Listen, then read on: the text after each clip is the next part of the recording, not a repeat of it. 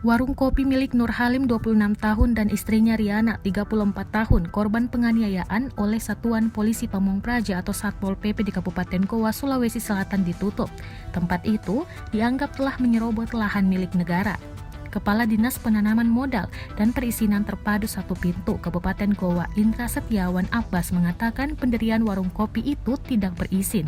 Sedangkan Kepala Dinas Informasi dan Komunikasi Kabupaten Goa, Arifuddin Saini menyebutkan warung kopi itu berada di depan rumah Riana.